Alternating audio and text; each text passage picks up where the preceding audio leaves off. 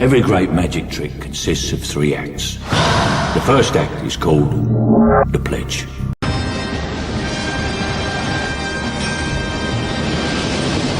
I told the jury in London, I said, you know, folks, I'll stipulate that 3 people can keep a secret, I said, but only if 2 are dead.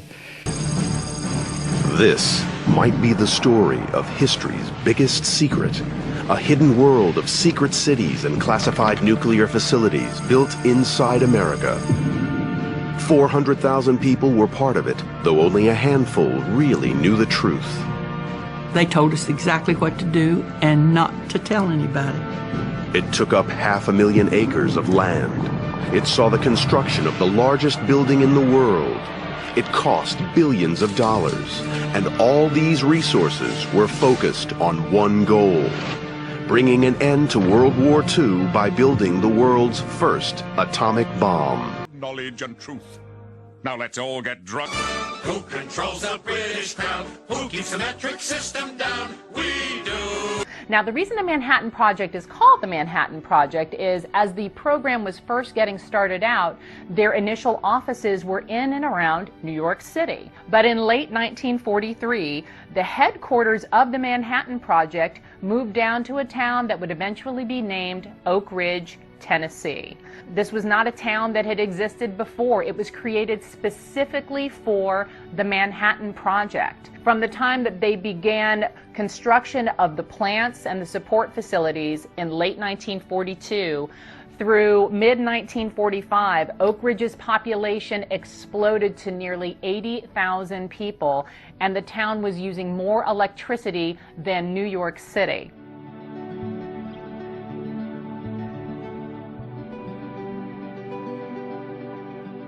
Oak Ridge's purpose was to enrich uranium for the first atomic bomb ever used in combat, and massive plants were created in order to do just this. Thousands of people were recruited from all over, and the vast majority of these people had no idea what it was specifically that they were working on. Many of these people were recruited right out of high school.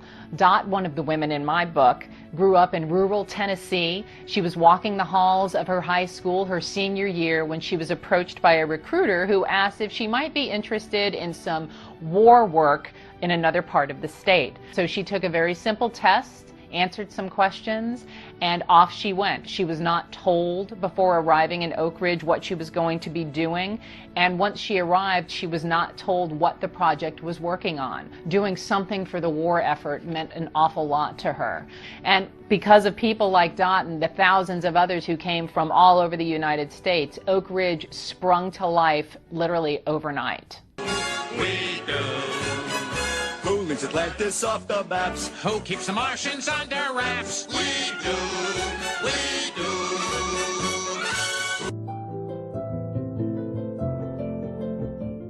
The goal of the Manhattan Project was top secret. Now, the idea of loose lips sinking ships was not unusual during World War II, no matter where you worked. But for the Manhattan Project especially, secrecy and security dominated the landscape.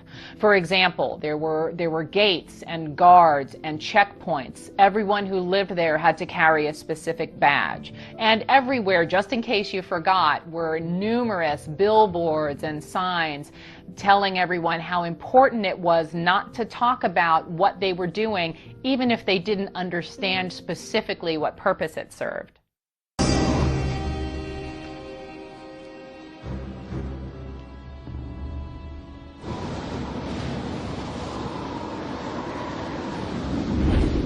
Now, it took about 45 seconds from the time the bomb left the airplane until it exploded. And I think there wasn't a man in the airplane that wasn't either timing it with his watch or counting or doing something. Los Alamos was such a well-kept military secret that people outside the Manhattan Project didn't even know it existed. Residents were forbidden to use the words Los Alamos. Post Office Box 1663, Santa Fe, New Mexico, was the location listed for all Los Alamosans. Even the birth certificates said, place of birth, Box 1663, Sandoval County, rural. Driver's licenses were similar. No names were listed, only numbers. The scientists were assigned fictitious names when traveling. Enrico Fermi was Eugene Farmer, and Niels Bohr was Nicholas Baker. Arthur Compton, the chairman of the Department of Physics at the University of Chicago, had two names, Mr. Comas for the East and Mr. Comstock for the West. Even items shipped to the project had unusual identification. Sheets, blankets, books, all were stamped used, USED. Actually, this stood for United States Engineering District. People worked zealously 6 days a week and often late into the night. And they played enthusiastically. Then there was security. Residents could not travel more than 100 miles from Los Alamos. If you ran into a friend on the outside of the project, you had to give a detailed report to security. Famous names were disguised. Occupations were never mentioned. Everyone was an engineer. The word physicist was forbidden. All mail was censored. All long-distance calls were monitored, which was easy since there was only one phone line in 1943. By 1945, there were 3. The entire project was surrounded by high barbed wire fences and patrolled by mounted guards. On December 4th, 1942, the school received notice from Henry Stimson, Secretary of War, that the school was being taken over. Condemnation proceedings were used, and it was decreed all records of the acquisition be sealed from public view. Almost 54,000 acres were acquired. I was sure the bomb was a dud. I was sure it wasn't going to work.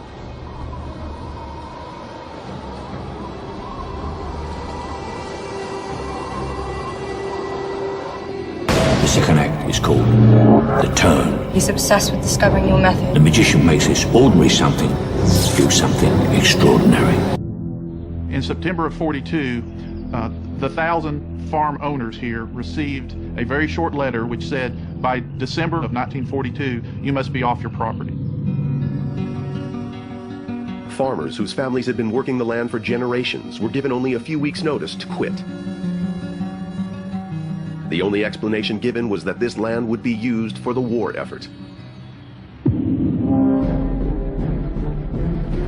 Once the land was clear, the first priority was security. Probably one of the first security buildings built was this one, and it's probably one of the last original ones still standing. These high towers were built to keep the site under constant surveillance.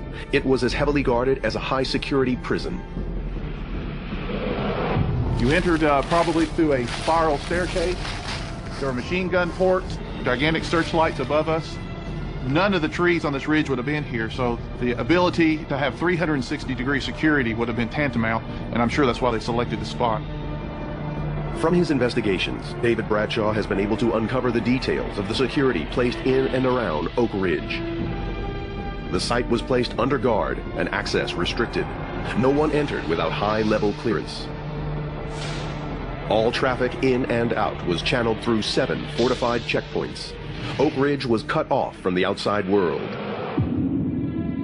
For the next 3 years, no site in the United States was more important, more closely watched, or more secret. And yet Groves had to bring tens of thousands of workers here. He had to quickly build a whole new town from scratch. A private company was given the task. The initial brief, as shown on these plans, was to create homes for 13,000 people, scientists, engineers, soldiers, construction workers, laborers. This new community would need shops, hospitals, schools for their kids. At the project's peak, 75,000 people would live here. An investigation of what remains of the secret city at Oak Ridge today offers clues to the incredible speed with which this community was built. Entrance to the town was through a security gate where people and their belongings were carefully scrutinized. Anyone entering or leaving town had to show a pass, and a pass was hard to come by. With gathering some of the finest brains in America to work with him in this isolated location. You've just come from a prestigious university on the east coast of the United States, or perhaps from Europe. You're recruited to work on a secret project you don't even know where. Then you're told to report to a train station in Lamy, New Mexico. First thing you ask is, where's Lamy? You're taken on a day-long journey over rutted, muddy roads into this encampment that basically looks like it comes out of the middle of nowhere. You're now told, here's where you're going to conduct one of the most innovative and creative scientific endeavors in the history of mankind. You might have thought that you were absolutely crazy and had gone nuts.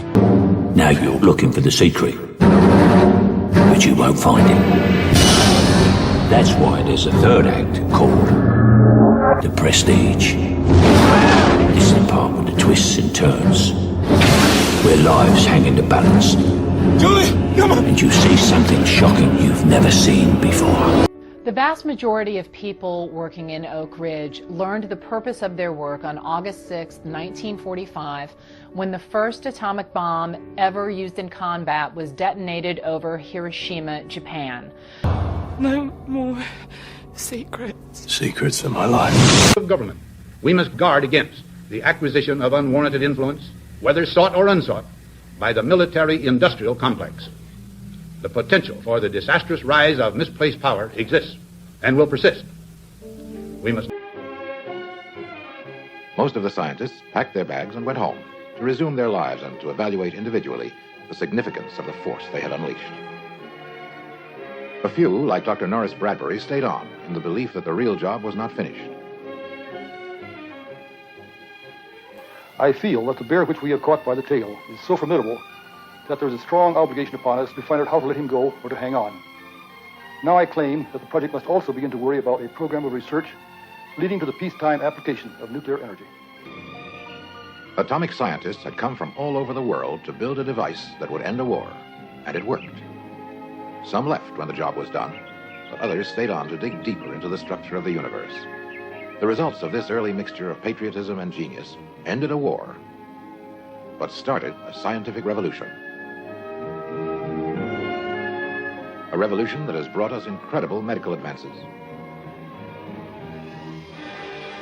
new sources of energy,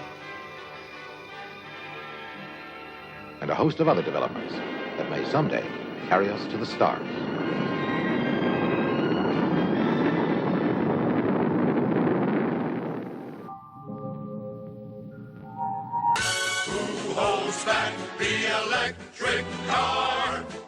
When you think of war, you might first think of weapons, battlefields, and a whole lot of death, but the Cold War was not that kind of war. It was a competition between two systems, the American and the Soviet, and along with these two powers came their respective allies and military blocs. It was here that East collided with West, capitalism with communism, pluralism with totalitarianism. The Cold War was very much a war of ideas, a war of words, mostly anyway. And it took place in politics, business, technology. Plain and simple. A few top hands just take clubs, pistols, and concentration camps and rule the people on the lower level. But Truman had a trump card. His nation had developed an entirely new class of weapon. It was destined to win the war with Japan, but it would also provide leverage in dealing with people like Stalin. If it worked, Truman noted, I'll certainly have a hammer on those boys.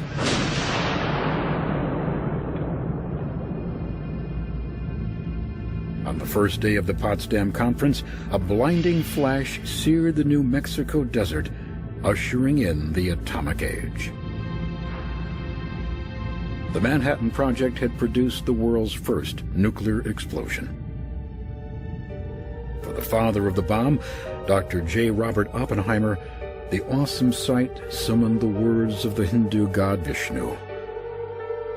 Now I am become death, the destroyer of worlds.